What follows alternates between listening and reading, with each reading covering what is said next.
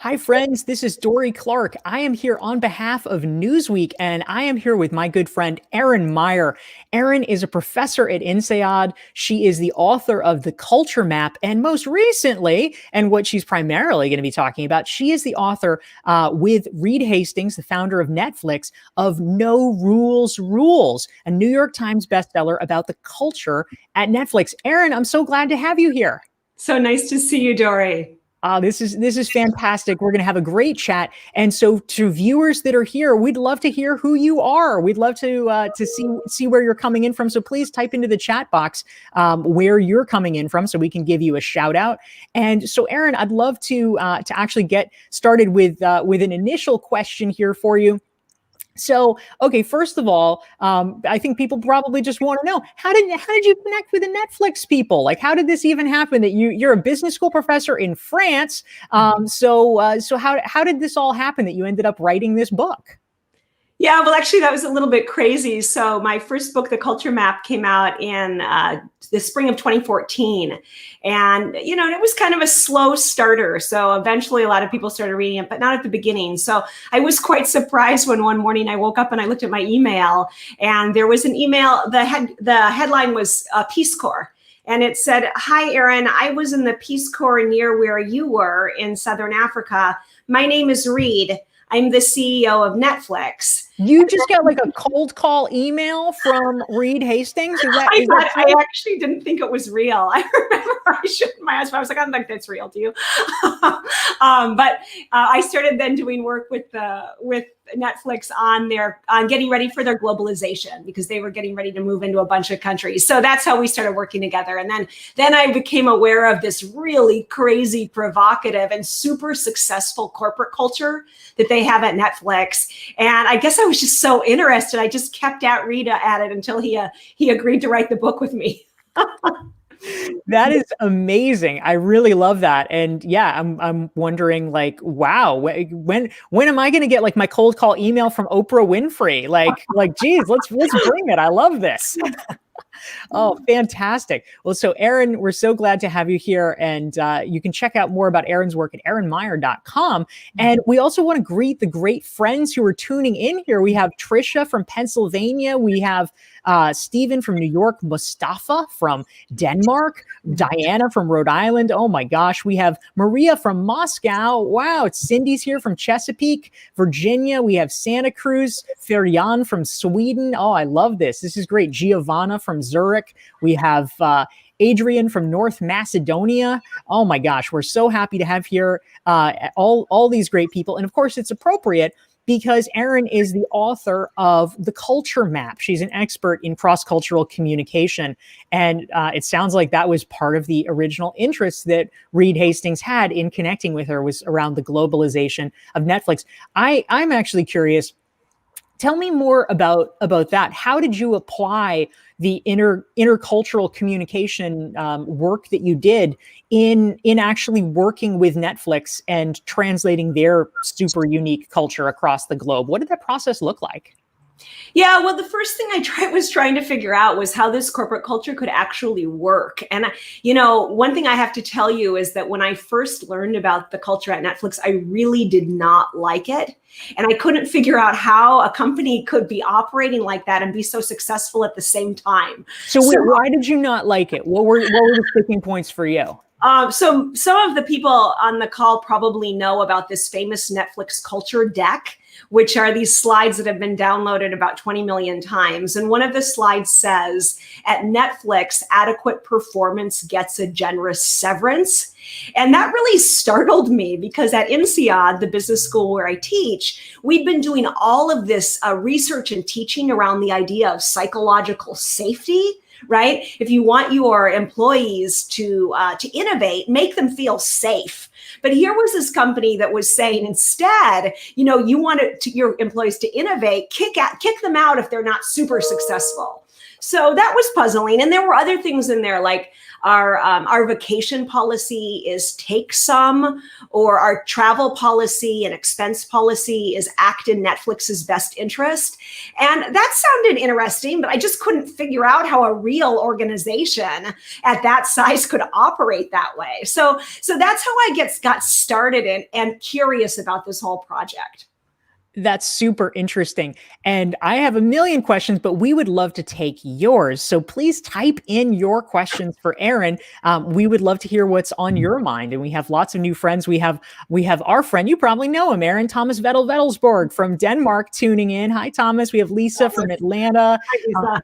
Oh, it's so great. Sandra from, she's a German staying on the Canary Islands. All right. I love it. So please type your questions for Erin into the chat box. And if you're enjoying this conversation, please hit like, please hit share so that your friends can benefit from it as well. So Erin, a question that I have, so it's at first you didn't like, what you saw of the culture.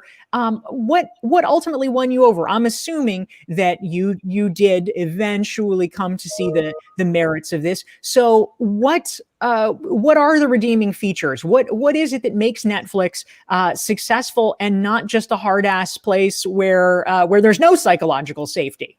Yeah, okay, well, we can go into all of that stuff, but let me first just say that my overarching learning from this, which really, was a total paradigm shift for me, was that most of the paradigms that we were teaching in business school and that are really, taught and used throughout most companies are hangovers from the industrial era, right?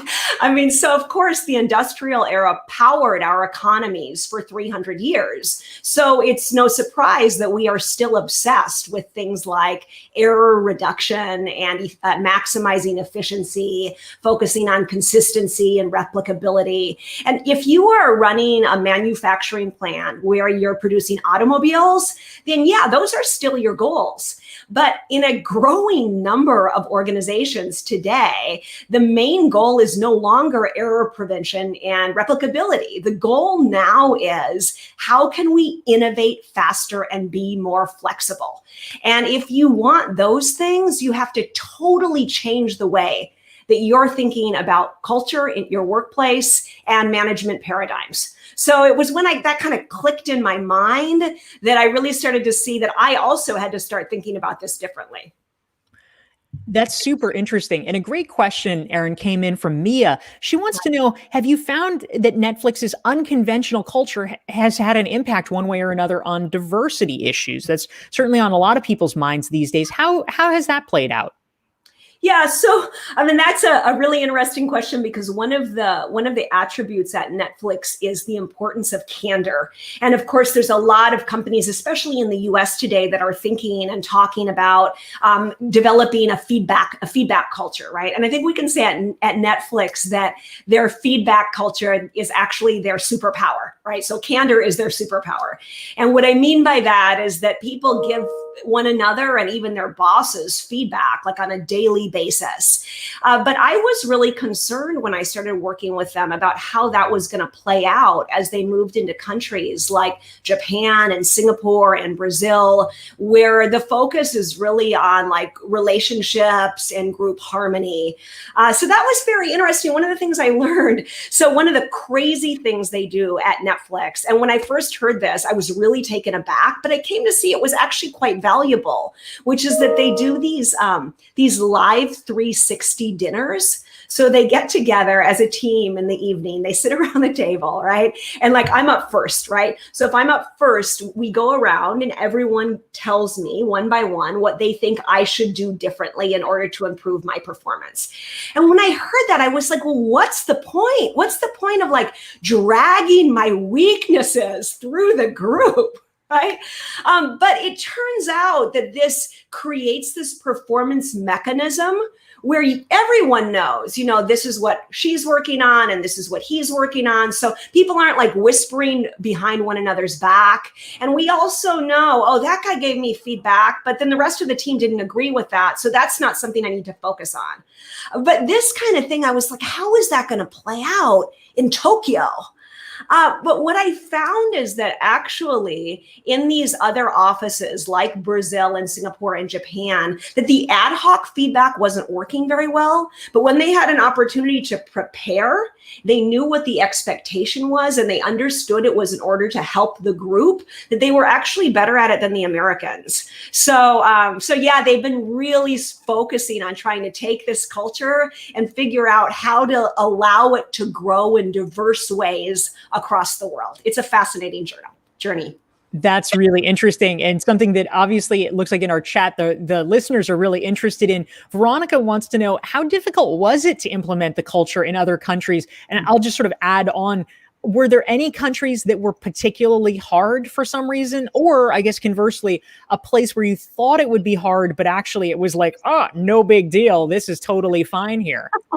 Well, the culture that it works great in is the Netherlands.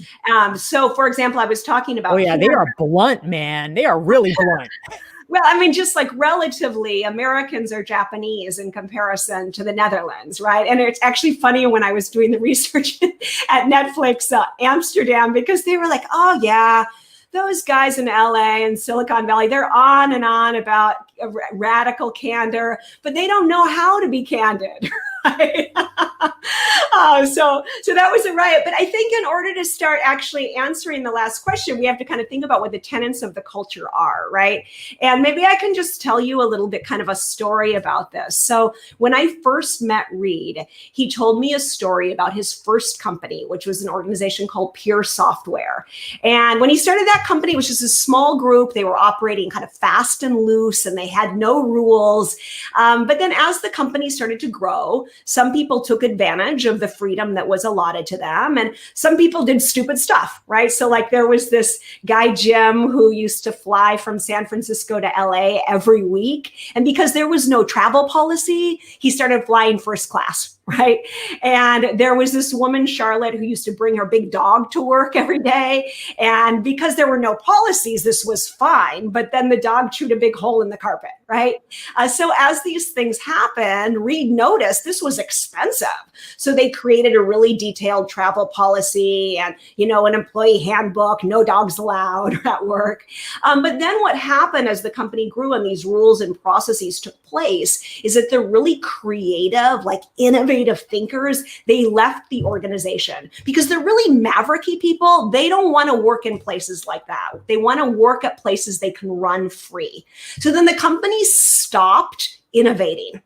And the people who are really good at following the processes, they were promoted. So then when the environment shifted from C++ to Java, they weren't the most flexible people running that company, and they were unable to adapt. So Reed's goal with Netflix was to create an environment that as it grew, didn't put more rules and process in place. So that was like his overwhelming kind of idea. But he recognized that if they didn't put rules and process in place, the company could easily descend into chaos. So he tried a couple of thoughts. He said, if we have only really great employees, they probably don't need those rules. So let's try to have an environment that's really like only top performers. And then let's try to have an environment where we're giving one another a lot of feedback, which will create a co-accountability. So we'll need less rules. And then in that case, we can try to get rid of kind of all management processes. So that's the basis of the whole structure at Netflix and what we describe in No Rules Rules. Wow, it's fascinating and so different from so many places. It really is an outlier, which is what makes it exciting to study. And so I just want to mention, we are here with the Newsweek Better interview series every single Thursday, 12 Eastern, 9 a.m. Pacific, 6 p.m. CET, because Erin is in Paris. So you can tune in with your dinner if you're in Europe. If you would like to never miss an episode, make sure you sign up for my mailing list. You can do that and download a free self-assessment at dorieclark.com, and you'll be notified about upcoming interviews. You can also follow me on LinkedIn. Just go to dorieclark.com/LinkedIn and you'll get all the 411. And of course, if you want to learn more about Erin Meyer, you can go to her, erinmeyer.com. So Erin, a great question came in that I'd love to tackle. we have innovative leaders on this call who are interested in this. Vanessa is one of them. She says, well, okay, I'll bite. What if somebody wanted to implement these policies? How do you get started? How might you do this? Yeah. So, I mean, it's not so complicated, especially if you're in a smaller environment. I think if you're like thinking about a big company, you really have to kind of take it off. Just think about your own department, right? I mean, you can't like change the whole culture of, I don't know, like Johnson and Johnson in a week, right?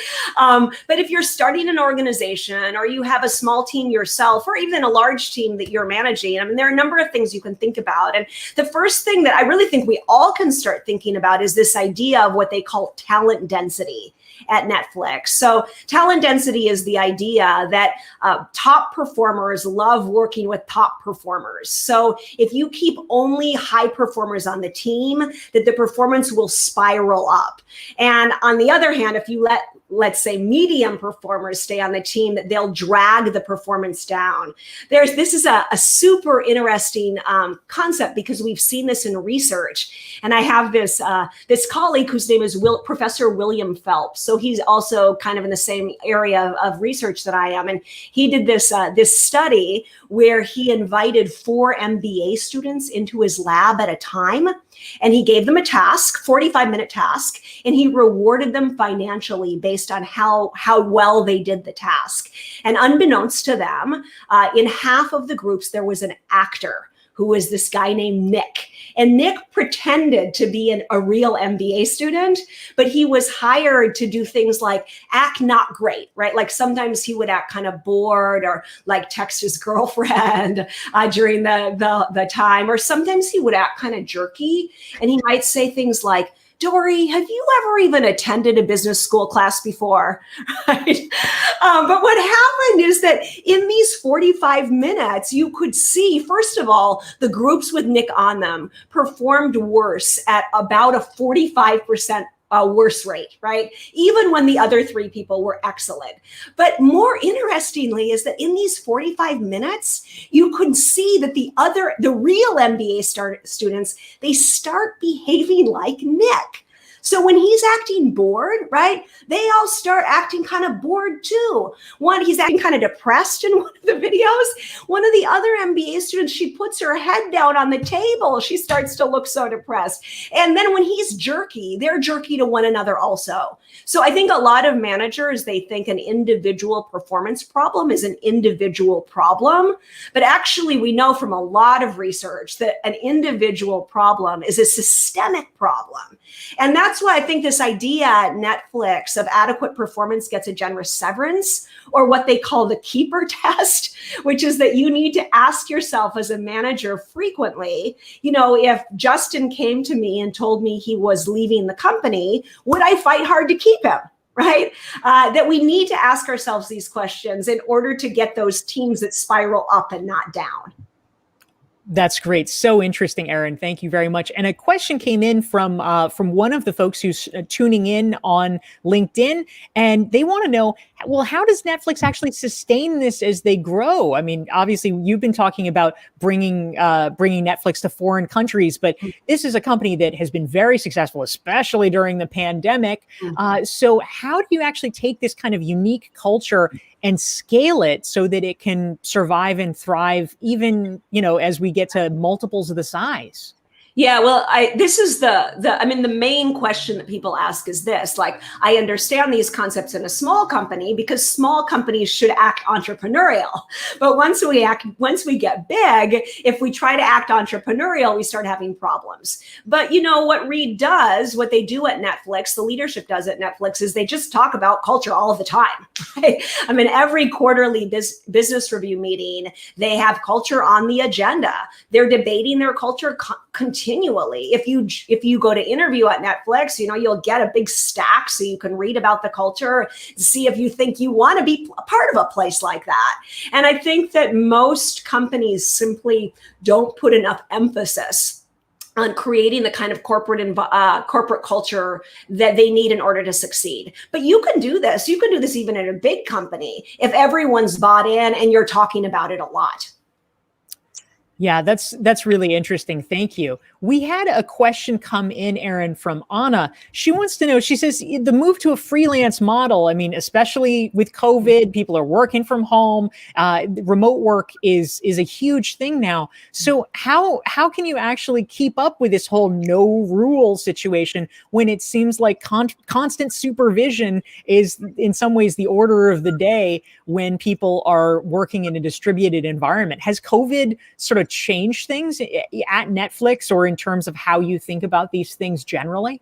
Well, I think what we've learned from COVID is that most companies suddenly had to give their employees freedoms that they didn't in the past. And these were freedoms that Netflix employees already had, right? So most people, most companies, they have to go to work in the morning, right? They have to be there around a certain time and stay to around a certain time. And when they want to take a vacation, they have to like fill out a little form and check their box. And when they need to order a new desktop, they have to do this and that or the other thing. And at Netflix, the employees don't have to do any of that because they're considered to be adults. And if you hire adults, you should treat them like adults is the idea, right?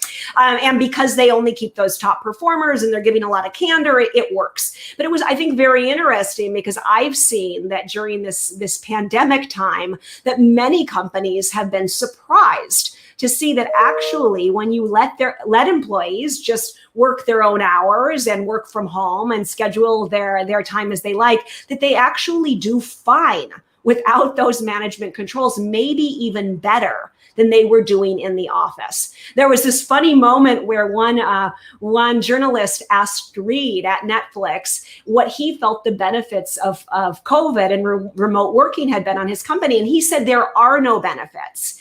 And I remember then it was like all over the Wall Street Journal and everywhere, CEO of Netflix says no benefits to working from home. But it was just a misunderstanding because at Netflix, those freedoms have always been there. What Reed meant was there's no benefits because we can't come face to face when we feel like it. But I think other companies have learned, freedom really does breed innovation. Yeah, that's a very great point. Thank you, Erin. And please feel free to type your questions for INSEAD professor and author of No Rules Rules, Erin Meyer, into the chat box. We love to take your questions. And if you are enjoying this conversation, hit like, hit share so that everybody in your feed can see it and benefit from it as well. So, Erin, a question that I wanted to just dig into a little bit more was around the issue of not having a formal vacation policy. Mm-hmm. Now, you hear sometimes that, on one hand, oh, how amazing, there's no vacation policy. I could go to Australia for 3 months. But what you also hear is that sometimes that actually leads to people taking no vacation because they're maybe afraid to, or it's, oh, I don't actually know if this is okay. How does Netflix think that through and prevent a situation where, unlimited vacation actually means, sorry, pal, you don't get any? Yeah, well, I think that this is actually much less interesting than one would think, because what I generally find at Netflix is that people take vacations just about as much as they do at other companies.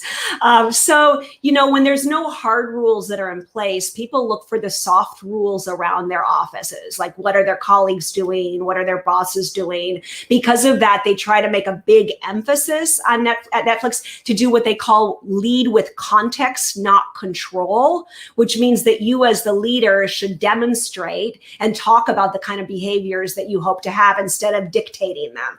But like we see, for example, at Netflix, that Reed always takes at least 6 weeks of vacation a year. And he does that because he wants to make sure to demonstrate to those around him, you need to take vacation in order to be healthy and productive. Right. So I don't think it's that wild, and people organize their time as they like. But that's really one of the more symbolic freedoms they have at Netflix. I mean, much more interesting are things like that you don't need approvals at Netflix. Lower level employees can sign off on $1 million deals without getting the boss's okay. And I think that's where we really start to see a different kind of working. Yeah, that's a really great point. Excellent. And I have a great question that came in from Robin. She wants to know, well, okay, let's see, let's say there's a company where we want to have fewer rules and more employee autonomy, but maybe the leaders there are not fully on board. How can we get the leaders to see that a little bit more? Do you have advice for people to maybe help convince their leadership of a more Netflix style of arrangement? Oh yeah, well, I think you have to work with your own departments on this. I know people always used to ask me this with the culture map too, like, how can I get my boss to act in a way that's more culturally appropriate?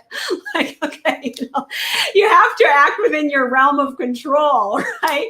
But I do think, okay, like that vacation policy, maybe that's something that has to be more at a whole company level. But a lot of these things can really just be at a team level. I mean, for example, if you want to get this kind of candor going, right, in your organization, then you can set up systems where you have feedback on the agenda in every one-on-one meeting. Right? And as you do that, people start giving more and more feedback to one another. Or if you want to have a different leadership style in your own team, you can think about leading like a tree and not like a pyramid.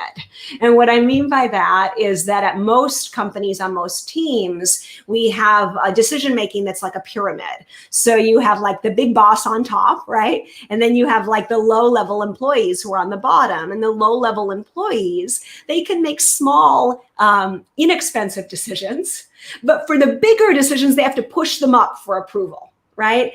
But at Netflix, the leadership is like a tree with the more important, like, okay, the CEO or the head of the department is like down in the roots of the dirt of the tree, setting the context. So if we're going to look on a departmental level, that would be, as a department, these are our goals. Here's how we're going to try to get there. These are the things we need to keep in mind. And then, the outer branches are the lower level employees who are actually making the decisions, keeping in mind all of the context that's been set for them. Now, if this makes your heart, race when you think about it, remember this only works if you have only high performers on your team. And if you're giving one another a lot of feedback, right? So I know if you don't have the right employees, there's no way you can give them that level of power. But when you've got the right employees, you can really have this crazy growth, freedom, and innovation like a tree, right? Really interesting. And this actually ties in. We have probably time for one more question here. Thank you so much to all the great folks who have tuned in and joined us again every Thursday. Actually, technically not next Thursday, mostly every Thursday. Next Thursday is Thanksgiving here in the United States, but mostly every Thursday we are here noon Eastern, 9 a.m. Pacific, 6 p.m. CET with the Newsweek Better series. Come back in 2 weeks. We're going to be interviewing Seth Godin, marketing legend and author of The Practice. And to make sure that you always are up on the interviews, you can subscribe to my email list and make sure that you are getting notifications at dorieclark.com. If you want to learn more about our friend Erin Meyer, go to her website, erinmeyer.com. And if you're enjoying the conversation, hit like and share one more time so people can see it. And the last question, which I think is really important, Erin, you've said this can really only work if you have a culture of high performers. And so Anna wants to know, well, how do you manage the hiring process then? Is it about finding the right people and being very meticulous, or is it actually about training them afterwards? How do you actually get this, super high quality pool of talent? Yeah, well, I wouldn't say that I learned anything unusual about hiring when I worked at Netflix. I mean, they do what everybody does, trying to find the best people out there. They pay top of market, and they have a very unusual pay structure. But I think what we can learn from this is a lot of people then think, oh, well, we don't have that kind of money at my company, right? Netflix, they can pay a lot, but we can't pay a lot. But they follow something that's called the rock star principle, which is something that has been proven in the software industry. And Reed's a software engineer, so he applies it to all creative thinkers in the company. And he considers most people at his company creative thinkers, right? Which is that it's better to have one employee and pay them like a rock star than to have 10 to 25 employees and pay them less, right? And that's based on this software engineering research that shows, if you really want like top level, like super innovative thinking, go for those rock stars and pay them rock star amounts. So I guess the lesson is, if you only have like this much money, right, and you're planning on going out and hiring, I don't know, 8 people or 20 people, that for a high performing environment, you might start to say, I'm just going to go out and maybe hire 2. Right. And really make sure to get those top people. And, that'll get you started really well. I love it. Erin Meyer, thank you so much for this great conversation. It's been wonderful speaking with you. Her book is called No Rules Rules, co-authored with Reed Hastings from Netflix. And tune in 2 weeks from today, December 3rd, for Seth Godin. Erin Meyer, thank you so much. Thanks, Dorie. Such a pleasure to be here with everybody.